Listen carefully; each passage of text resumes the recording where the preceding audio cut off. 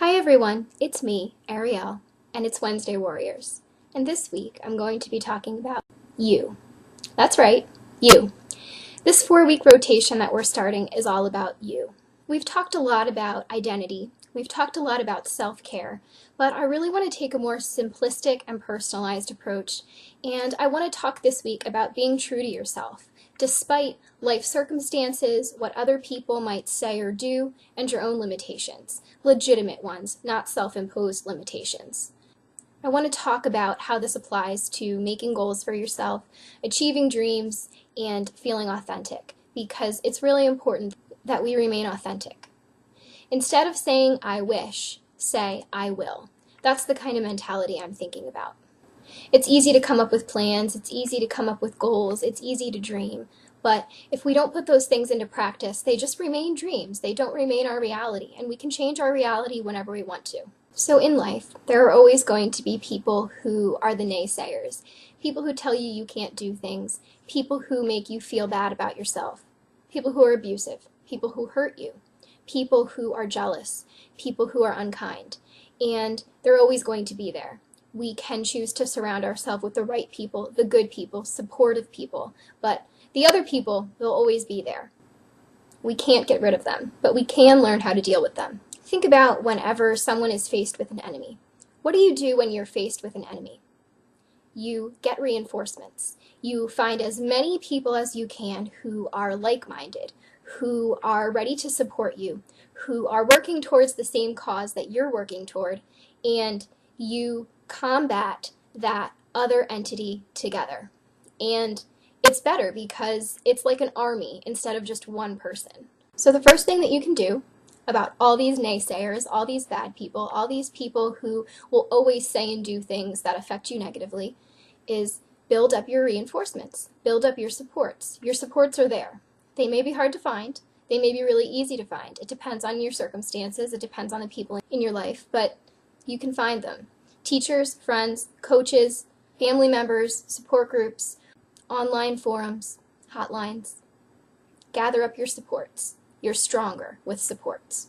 And then second, don't let what people tell you, what people think, become self-imposed limitations. If someone thinks that you can't do something, don't believe it for yourself. If someone's creating limitations for you, don't take those limitations on yourself. No one's forcing you to do that. That's exactly what that person would like. For you not to succeed, for you to accept those limitations and say, that's all I am. I can't move forward. I have too many limitations. Now, we all have limitations, but we don't have to have those self-imposed limitations. There are very real limitations, and I understand that. For example, if you have a physical disability, there will be things that you can't do the same way as other people can do them, and it's just a fact of life. And I'm sure it will take some acceptance. But don't self-impose extra limitations onto those, and don't think that just because you have some sort of limitations that you can't change, that those limitations are things that are going to stop you from doing great things. Later on in this 4-week rotation, I'm going to be talking about the question of who are you? We'll get a bit more into identity and asking yourself some questions that can help you. So for today, what I really want to do is just focus on challenging you.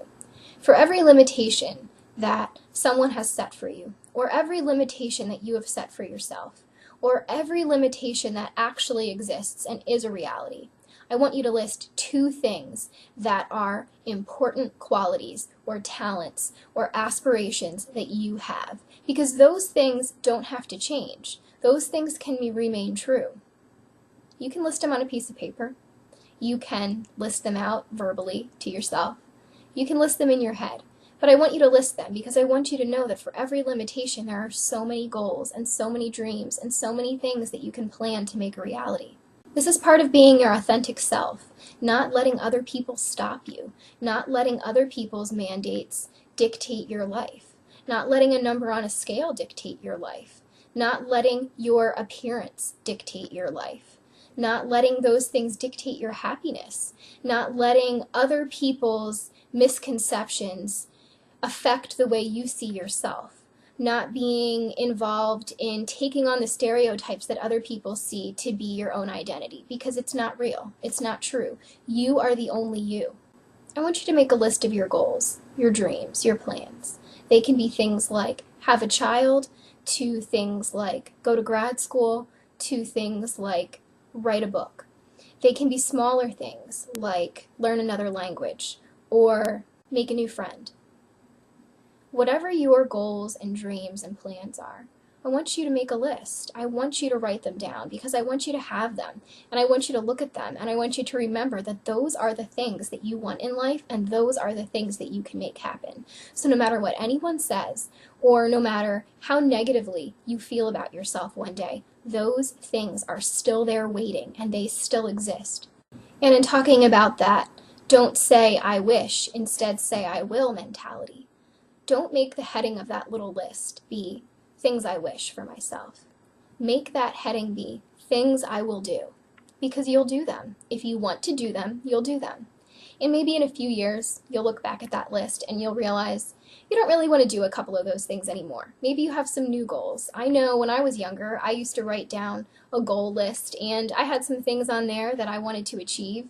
And as time passed and my path changed and my opinions changed, I decided that they weren't really in my heart anymore, and there were new things that I wanted to accomplish and do. And that's okay, because you have the right to change your mind, you have the opportunity to change your mind, and you have the time to change your mind. So just be true to yourself, and if your authentic self has different twists and turns in life, it's natural, it's normal, and it's good and healthy. But there are inevitably going to be things that you want to do, that you always want to do, and you can do them. So let that list be your I will list, and make sure that you don't stand in your own way. Next week, I'll be talking about how to celebrate your good qualities and talents, how to be proud of yourself and understand that it's okay to be great things. It's okay to be smart, fun, thoughtful, talented, athletic. It's okay to celebrate it.